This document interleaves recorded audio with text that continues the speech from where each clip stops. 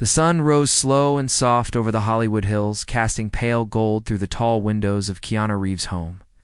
The morning air was quiet, thick with the kind of silence that feels chosen rather than empty. No buzzing phones, no emails, demanding answers, no rehearsals, no handlers, no cameras. Only stillness and the low hum of a city just beginning to stir below. Keanu sat at the edge of his bed, his feet touching the cool floor, his body still and calm, yet carrying something. Invisible in his shoulders, weight worn, not loud. He glanced at the date on his watch and let the reality of it settle. His birthday. Another year around the sun. But this one, unlike the others, would be spent entirely alone. Not out of sadness, not out of grief. It wasn't isolation he wanted. It was stillness. Something pure. Something that couldn't be scheduled or lit or staged. A day that belonged only to him. Over the past year, life had moved at a punishing pace. Film sets across continents. 12-hour shoots under blistering lights. Charity events that blurred into hotel lobbies and late-night flights. Handshakes, photos, headlines, applause. He smiled through most of it, gave the world what it asked for. But somewhere in all that movement, something quiet in him had started to starve. The part that needed room to breathe. He remembered a moment not long ago, sitting in a green room before a panel interview. Everyone around him joked, scrolled, checked schedules. But he had stared at the floor, unable to remember the last time. He had a day without obligations, not even for himself, but for his own thoughts. That was the day he decided. This birthday would be different. Invitations had come in all week. Charity gala in Beverly Hills. A private dinner with friends. In Malibu, a surprise party whispered about by his assistant, Maya. But he had declined them all with soft gratitude. Maya had hesitated when he told her. "Are you sure?" She had asked gently. "People care about you. They want to celebrate you." He had nodded, offering the kind of smile that didn't need words. It wasn't rejection. It was preservation. The kettle whistled in the kitchen. Keanu moved through the house barefoot, his steps slow. He poured water over fresh coffee grounds, letting the smell fill the space like a familiar song. He didn't check his phone, didn't glance at the clock, sat by the window, book in hand, mug warming his fingers. Outside, birds danced across branches, the light shifted through trees. Inside, a man let himself exhale. He turned the page of his novel slowly, not for the story, but for the ritual. Reading was a rare luxury now, not an escape, but a way to return to himself. Between chapters, he let his mind wander. Not into roles or scripts or conversations, but into silence. It's the kind that didn't demand anything of him. A soft breeze stirred the curtains. Time passed without measure. The silence wasn't empty, it was sacred. It held all the things the past year had buried, thoughts too quiet to shout, memories too subtle to chase. He let them come. And for the first time in a long time, he didn't push them away. But beneath it all, beneath the calm breath and the still pages, there was something else, a feeling he didn't name, like a thread pulled tight just beneath the piece. It was if something waited at the edge of this stillness, not loud, not urgent, but inevitable. Something was coming, and though Keanu didn't know what, he could feel it. Keanu stood motionless in the rain, the boy's words echoing louder than the storm itself. "I was looking for you." Didn't make sense. It couldn't. How did a child no more than 9 or 10 know where to find him?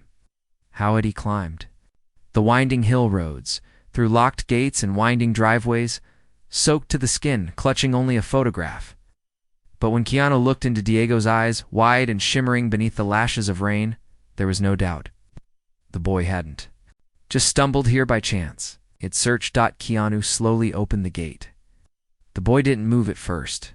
Fear clung to him like the wet clothes stuck to his thin frame.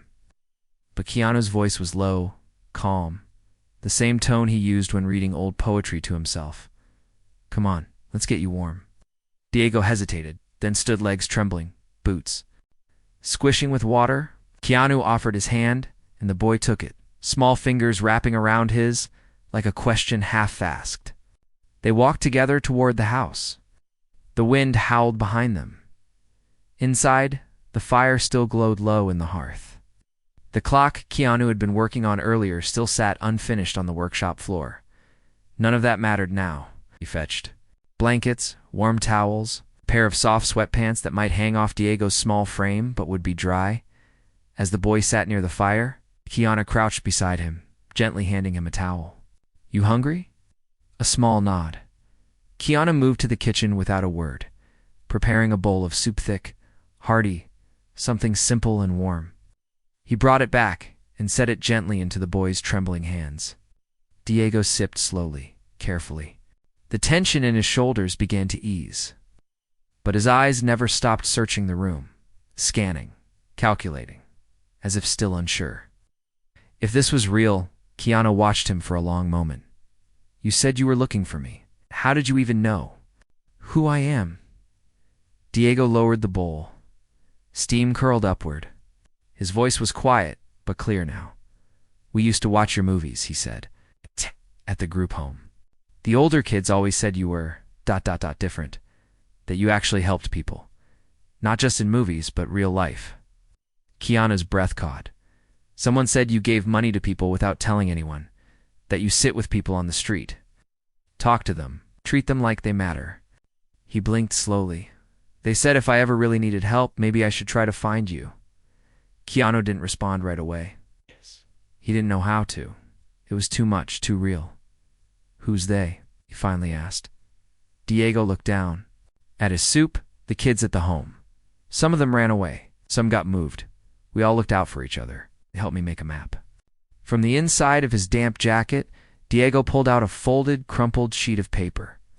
It had been drawn in thick marker, rain-smudged, covered in arrows and landmarks. A grocery store, a big blue mailbox, a tall red gate. At the center was a shaky stick figure labeled "The Kind Man's House." Keanu unfolded it slowly. Stunned, "They helped me plan a way to find you," Diego said, more to the fire than to him. "They knew I'd get in trouble if someone caught me. But I had to. Try, because if I didn single quotes, t ... He reached into the other pocket, pulled out a photo creased, rain-stained, but still visible. 2 kids. One of them was Diego. The other a girl, younger, maybe 5. Curly hair, a soft smile, clutching a stuffed rabbit to her chest. "This is Rosa," he whispered. Sister Keanu stared at the photo. "They took her away from me," Diego said, voice shaking now. "The system said she needed to be placed somewhere new. They said I was too old to go with her. But she's scared of strangers. She cries at night. She only sleeps when I'm near." His hands trembled. Not from cold, but from fear that had been held in too long. "I had to find someone," Diego said. "Someone who wouldn't just say, 'I'm sorry,' and send me back." Keanu's throat tightened. He set the map down gently, the paper curling at the edges as it dried near the fire. Outside, the storm continued, but inside the room, a different kind of storm now swirled. One of choices, of responsibility, of destiny. Keanu realized the silence he had asked for this birthday was gone. Not stolen, but replaced. Raw. Something urgent. This wasn't a lost child at his gate. This was a call to action. And somehow, in a world full of noise and fame and distraction, Diego had found him. The fire crackled softly, throwing gold and amber shadows across the walls as Keanu sat in stillness. The boy's map unfolded beside him. The worn photograph of Rosa lay gently on the coffee table. Diego had fallen asleep, wrapped in a heavy blanket, curled on the couch like a child who hadn't rested in weeks. And maybe he hadn't. His breathing was slow now, but earlier it had been fast panic underneath politeness. His small voice had trembled not from cold, but from the weight of too many nights being brave for someone smaller. Keanu stared into the fire, the heat kissing his skin, but it couldn't reach the cold that was rising in his chest. Something about that photo, that stuffed rabbit clutched in Rosa's hand. That smile pressed tight on Diego's face and locked a part of him, hadn't touched in years. A memory rose from the depths like a ghost. A hospital room. Years ago, sterile lights, the sound of machines humming low. His younger sister, Kim. Her eyes full of pain, but always focused on him. She had been sick for too long, and he had been too young to understand how to protect her. Only that he had to. He remembered staying at her bedside 4 nights in a row, telling her stories about places that didn't exist, just to make her laugh. Stories about secret tunnels under cities and rabbit kingdoms where nobody ever got sick. It was the only thing he could offer, her a made-up world where nothing hurt. And now, here was Diego. Doing the same thing for Rosa. Keanu exhaled slowly, running a hand over his face. The ache in his chest wasn't nostalgia, it was recognition. He rose quietly and walked to the kitchen. The rain outside, still heavy against the windows. As he waited for the kettle to boil, he picked up the map again. It was soaked and smudged, but still legible. Big white gate. Ask the lady at the market. The house with the glass wall. Crude drawings marked the route. Hearts scribbled around landmarks. Safe man lives here. Encircled over and over at the bottom in blocky letters. Don't give up. He stared at those 3 words. Don't give up. It wasn't just a map. It was a miracle stitched together by children, kids in the system. Kids who had been moved, split, silenced, forgotten, and still they had created this. They believed in something better. They believed in him. Keanu Reeves, not the actor. Not the man on the screen. The person they had only heard about in whispers. Someone who might care. He closed his eyes and breathed in the steam from the mug. Then he opened his laptop and began searching group home locations. Foster care procedures, sibling separation laws, reunification rates. Each article sank heavier than the last. There were loopholes. Policies dressed in nice language that hid a simple truth. When kids were separated, they often stayed that way. Forever. Because it was easier. Keanu's single quotes as jaw tightened. His search led him deeper. He found a number 4. The Department of Child and Family Services. Another for an advocacy group focused on keeping siblings together. He didn't call yet. Not tonight. But he wrote them down. Just then, a soft sound broke the silence. Diego, half asleep, stirred on the couch. His voice barely a whisper. Do you think they'll let us see each other again? Keanu turned slowly. He knelt beside the boy, his tone calm, steady. I don't know yet, he said honestly. But I'm going to try. Diego nodded, but his eyes shimmered with uncertainty. She cries when I'm not there. She doesn't eat right. The last time I saw her, she kept asking when we'd go home. But there is no home anymore. Just ... different places. Keanu rested a hand on Diego's shoulder. There will be, he said softly. Maybe not right away, but we're going to work toward that. The boy stared at the fireplace. His voice cracked as he said, I just want her to know I didn't leave her. They made me go. I promised I'd always be there. And then I wasn't. Keanu felt the pain ripple through the room like a low quake. This boy had been forced into choices far beyond his years, stripped of control, burdened with guilt that didn't belong to him. Yet here he was, drenched, exhausted, and still fighting to keep his promise. Then we'll make it right, Keanu said quietly. We'll find a way. Diego leaned his head against the arm of the couch, eyes closing again, the weight of temporary safety allowing his body to finally rest. Keanu sat beside him, the fire crackling low. He thought about how this had started a birthday alone, a day of silence. It asked for quiet, but this wasn't noise. It was purpose. And something told him this was only the beginning. Morning broke slow and gray, as if the sky itself was reluctant to rise. Rain still traced thin rivers down the windows of Keanu's home, but the wind had softened. The storm outside had passed, yet the one inside was only just gathering momentum. Keanu stood by the kitchen counter, pouring hot water over a filter of fresh grounds. The smell of coffee curled into the air, grounding him, steadying him. In the next room, Diego was still asleep, wrapped in warmth, breathing softly. The boy had Murmured in his sleep all night, sometimes calling for Rosa, sometimes just whispering to no one. It was the sound of a soul that hadn't stopped running, even in dreams. Keanu had slept on the floor nearby, not because he had to, but because he needed to be close. Something inside him had shifted. The kind of shift that doesn't come from a single moment, but from the buildup of 1,000 silent one's memories, regrets. Echoes of pain he had buried too deep for too long.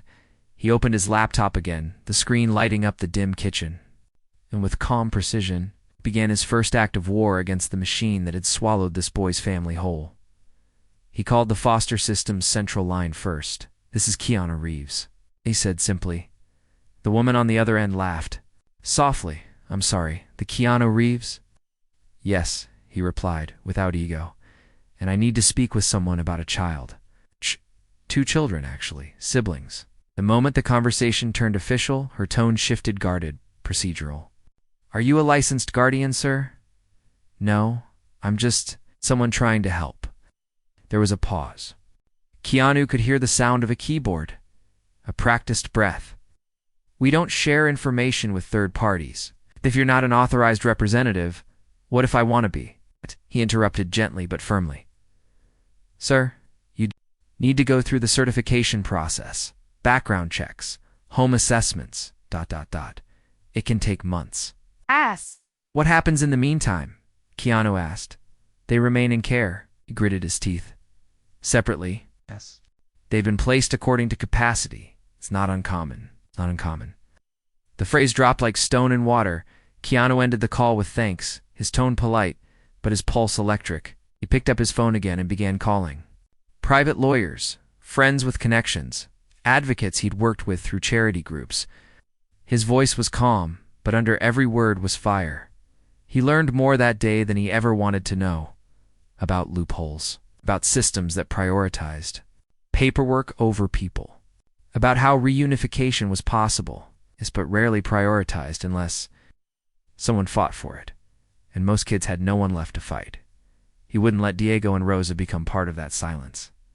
Later that morning, he sat across from Diego at the kitchen table. The boy picked at a bowl of cereal, eyes tired. "I want to show you something," Keanu said.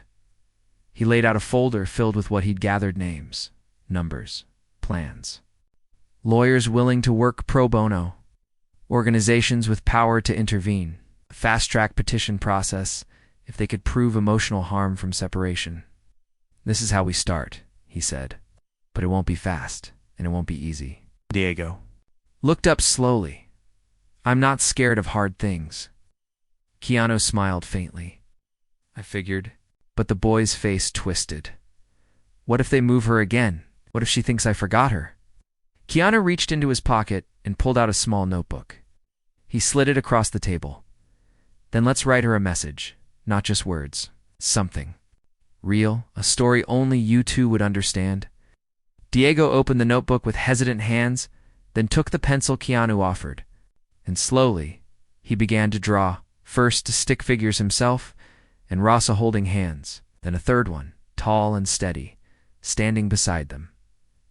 "That's you," Diego said without looking up. "You've helped me find her." Keanu swallowed. The lump in his throat refused to move. As Diego drew, Keanu opened his phone. Maya had texted him again. "Are you really not coming to the birthday dinner tonight?" He typed back. "Not this year. Something more important came up. Just..." Then his phone rang. An unknown number, he answered. "Mr. Reeves, this is Evelyn Sharp, advocacy attorney. I got your message." Keanu straightened. "Thank you for calling. I've reviewed the case. It's complicated, but it's not impossible. I'd like to meet the boy." He glanced toward Diego, who was now carefully coloring in the sun. "Above the little stick family, he's right here," Keanu said softly. "We're ready when you are." And in that moment, with a pencil in one hand and a mission in the other, Keanu Reeves stepped fully into the role he had never expected. To play not a savior, not a hero, but a bridge between a child's promise and the justice it deserved. 2 weeks passed like a slow-burning fuse. Not a single day went by without a new obstacle, a new delay, a new document that needed signing or proving or scanning. Every system Diego and Rosa had been shuffled through seemed designed to make. Children, small, silent, easy to forget, Keanu wouldn't let that happen. He turned his home into a quiet command center. The kitchen table was no longer for breakfast. It was buried in legal folders, crayons, case notes, and court printouts. Diego helped wherever he could, but more often he sat curled in the corner, drawing new stories for Rosa, each one ending with the same image to kids. One rabbit and a man standing beside them with a soft smile and a long shadow. The stories weren't just pictures, they were anchors. Reminders to himself that she still existed somewhere. Waiting, but each day brought a growing sense of pressure. Evelyn Sharp, the attorney, came over every other afternoon, sharp-witted woman with silver-streaked hair and eyes that could cut through red tape like a blade. She was fierce, and she was fast, but even she hit walls. They moved Rosa again. She said one evening, slamming a file onto the table, "New foster placement, different county, no advance notice." That's the third time in 10 months. And now she's in a home that doesn't accept sibling visits. Keanu leaned forward, his voice low and controlled, and the judge, still. "Reviewing," she said. "We petitioned for immediate sibling contact, but it's discretionary. And frankly, most of these judges are overworked, underbriefed, and numb to urgency unless something explodes." Keanu's hands tightened into fists on the table. Evelyn glanced at him, softened. "But we're getting closer. The court date is next week. If Diego speaks for himself, if he tells them what you told me, there's a chance we can override the barrier and bring Rosa back." He nodded. "He'll do it." That night, Keanu sat beside Diego in the living room. The boy had fallen asleep on the floor beside a pile of drawings. Keanu looked down and gently lifted one from the stack. It was a courtroom. Rows of stick figures. One figure at the center, small, nervous. That was Diego. Another figure on the side, drawn with a robe and wild curly hair, the judge. Sitting in the back were Rosa, her rabbit in hand. Tears drawn with blue crayon falling from her face, and in the corner, standing tall, was Keanu. The only one drawn in full color. He felt his throat close. The next morning, Keanu brought Diego to a quiet park, far from cameras, far from sound. They sat on a bench with a notebook between them. "You need to tell them everything," Keanu said gently. "When we go to court, they need to hear from you, not from me, not from Evelyn. From you." Diego nodded, chewing on his lip. "Scared. You can be scared," Keanu said. "But you can still speak." The boy stared ahead at the fountain. "What if they don't believe me? Then we'll say it again and again, till someone listens." He put a hand on Diego's shoulder. "But they will believe you," he added, "because truth always finds its way out. Even if it has to crawl." That afternoon, they rehearsed. Diego recited his memories, his fears, his love for Rosa. Keanu never interrupted, only listened. Sometimes he'd close his eyes and hear echoes of his own past in the boy's voice of hospital's goodbyes, and the helplessness of watching someone you love vanish into a system that doesn't understand your grief. Then the court day came. Keanu wore a simple suit. Diego wore one of Keanu's old blazers, hemmed awkwardly by a local tailor who cried when she heard why it was needed. They walked into the courthouse together, surrounded by silence too thick to break. Inside, the courtroom was cold, white, indifferent. But when Diego took the stand, he didn't shake. His hands clenched the edge of the podium, but his voice was, "Claire, my sister's name is Rosa," he said. "She's 5. She's scared of loud noises and hates sleeping alone. I used to tell her stories about the stars and tuck her rabbit under her arm.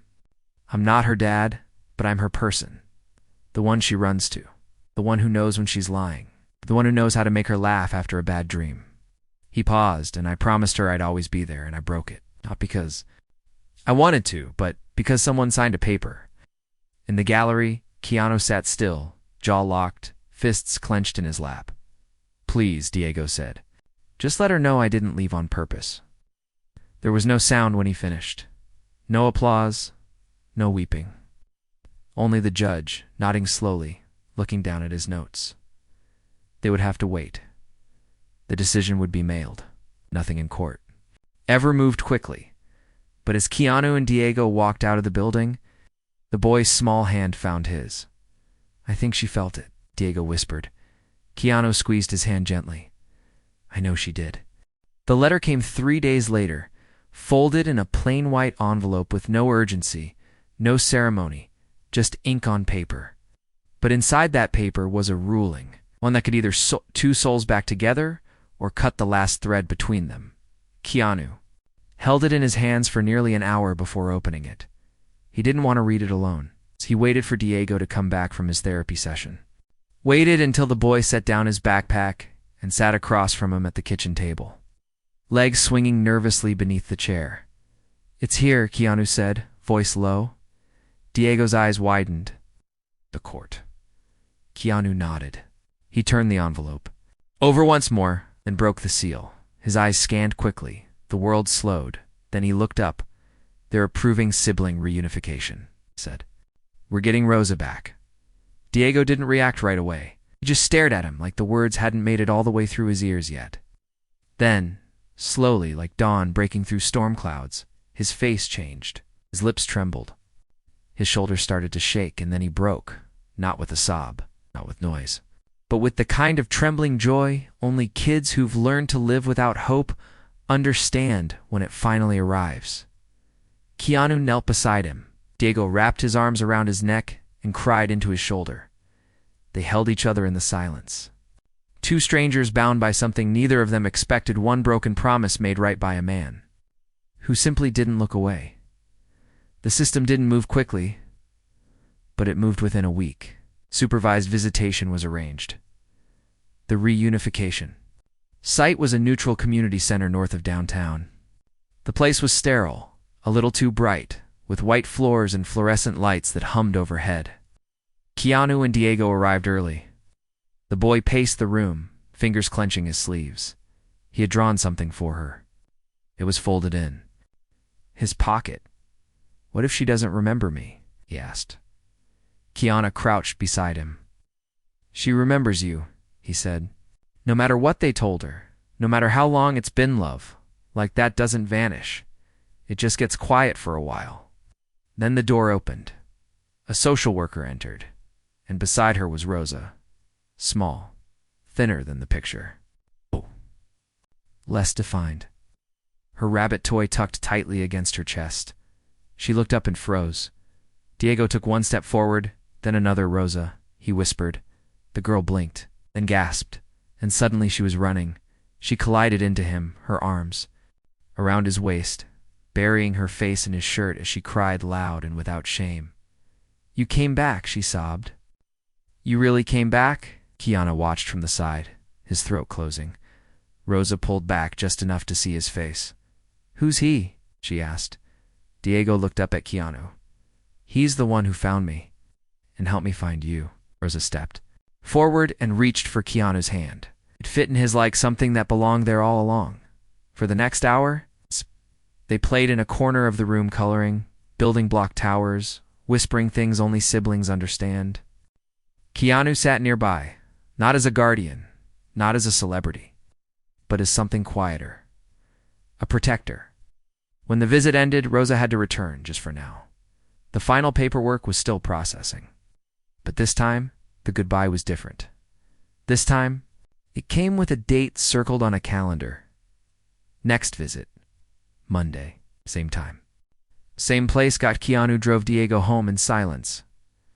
The boy asleep in the passenger seat, clutching Rosa's drawing tight in his hand. At home, a voicemail blinked on the machine. Evelyn's voice: "Placement is nearly approved, if you want to proceed. With guardianship, the judge is willing to sign off within the month. You'd be listed as a kinship resource, temporary if needed, permanent if you choose." Keanu stared at the machine. He looked over at the couch where Diego had once slept, then at the drawings on the fridge, then out the window where the storm had once howled. He picked up the phone and dialed. "This is Keanu Reeves," he said. "I'm choosing permanent." 2 weeks later, in a quiet courtroom with only 5 people present, he signed the papers that would grant him legal guardianship of both children. No cameras, no announcements, just ink, and 2 kids who needed to come home. They moved in slowly, Not like a new beginning, but like they had been trying to get back all along. Rosa had her own room with a bed covered in stars. Diego kept drawing. They made pancakes on Sundays. Sometimes they just sat in silence, reading, resting, safe. On Keanu's next birthday, they didn't throw a party. Instead, Rosa baked a small cake, lopsided but proud. Diego lit a single candle in the center, and they handed him a gift wrapped in brown paper and red ribbon. Inside was a drawing. 3 figures, a man, a boy, and a girl. Standing in a house with big windows above them in careful handwriting were the words, "Home isn't a place. It's a person who stays." Keanu smiled, eyes misting. He didn't say anything. He didn't need to. Because some birthdays don't need parties. Some birthdays don't need lights or cameras or clinking glasses.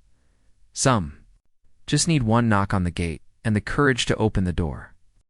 The rain didn't start with thunder. It came slowly, gently, like a whisper draped over the hills, early warning wrapped in mist. Keanu sat on the floor of his workshop, legs folded beneath him, a small wooden clock balanced in his lap. The gears were old, hand-cut, delicate. He turned them with patient fingers. Each movement a meditation, a quiet dance between time and memory. He didn't hear his phone buzz in the other room. It was off. Everything was off. The world could wait. This day wasn't for performance. It was for something else, something quieter than the lives people assumed he lived. He wasn't interested in cake or spotlights. He wanted the click of a tiny screw, the smell of wood oil, the soft creak of floorboards beneath him. Outside, the sky had turned a deep, unsettled gray. Clouds pressed low, smudging out the blue. Storm was gathering, the kind that didn't ask permission, the kind that shifted the air before it broke. Inside, Keanu moved to the window with his mug in hand and watched the world blur. Raindrops streaked the glass like brushstrokes on a canvas, sipped slowly, alone but not lonely. And yet, there was something he couldn't quite place. A memory flickered, something from a month ago. A child's face in a crowd pressed against a barricade during a charity event. Thin arms, oversized shirt. He hadn't thought much of it then. The eyes stayed with him. Not because they were desperate, but because they were searching, like they recognized something in him. He hadn't told anyone about that moment. Maybe it was nothing, but maybe it wasn't a knock echoed from somewhere. Sharp, soft. Again, Keanu turned, then silence. His brow furrowed. He walked to the front door, pulled it open slowly. Nothing, only wind, leaves spinning along the path, and the cold tap of rain on stone. He stepped out, scanned the street, empty. He exhaled, not quite a sigh.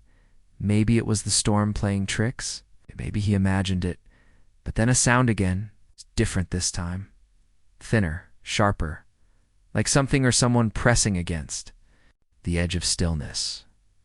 A sob froze.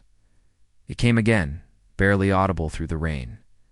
But it was there, real. The kind of sound that doesn't belong to the weather. The kind of sound that comes from pain. It wasn't loud. It didn't need to be. Something inside Keanu shifted. His feet were already moving. He followed it down the stone steps, across. The front walk, the wind cut harder now. The rain no longer whispered, it slapped against his skin. But he didn't stop.